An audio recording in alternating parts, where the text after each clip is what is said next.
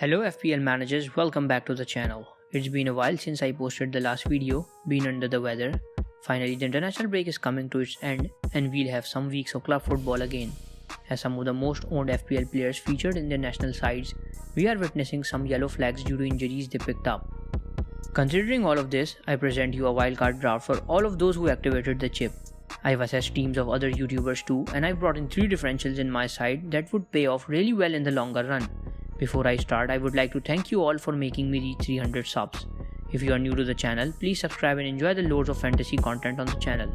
So without further ado, let's get on with it. Ramsdale would still be the man to start in goal. The Arsenal keeper has just conceded 1 goal in last 4 game weeks and kept 3 clean sheets. Arsenal are defending pretty well, and looking at the set of fixtures ahead, there may still be some clean sheet returns. Ramsdale is a better choice than Sanchez due to the expected clean sheet points. Ramsdale has also made 9 saves in 4 starts he had this season. Moving on to the defenders. So recently there has been a lot of talk on the Chelsea defenders and which ones to bring in, as they all are so good but premium defenders.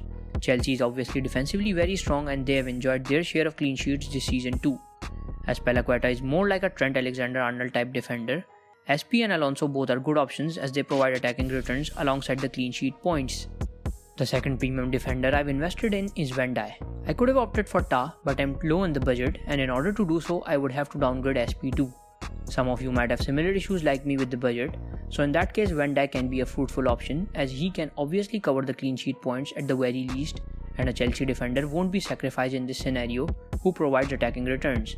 He's a starter and Liverpool are not a defensively weak side.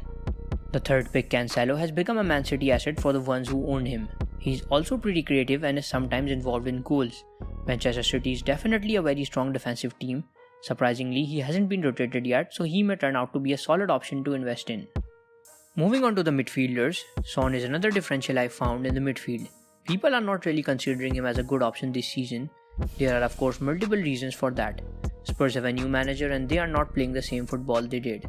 Kane and Son were 2 most important assets last season.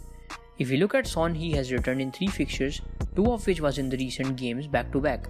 Spurs have a good set of fixtures after 2 or 3 game weeks and a fixture against Newcastle in between, who are not a very defensively strong side. If you are up to invest in another premium midfielder, Son is definitely the guy. Moving on to Mo Salah, who is of course in need of no introductions. He's having a great season and is now the most reliable pick and the most trusted captaincy option. The Egyptian winger has only blanked once in 7 games. Townsend looks to be another potential option in the midfield. He has been the main man since DCL is missing from the Toffees' starting 11. Townsend has returned well for the Toffees and is involved in goals. He has also been the penalty taker for them recently. In between Doucouré, Gray and him, I find Townsend a better option.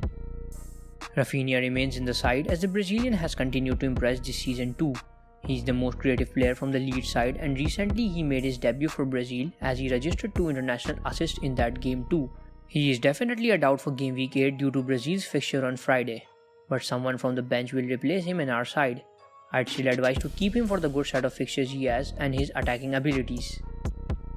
Lukaku, the first of 3 forwards, is up there in the premium forwards and is now essential due to some easy fixtures and weaker defenses he's about to face. He looked pretty sharp in the semi-final 2 against France as he netted in a goal. Antonio, among the top scorers of the season, is also as essential as Mo Salah for now, though he blanked in the last game, but he has been getting those goals and has now become extremely clinical. West Ham look like a pretty strong side and have caused problems for some good defenses too. Antonio has a mixed set of fixtures coming up. Hwang is the third forward and is really a budget pick but a starter.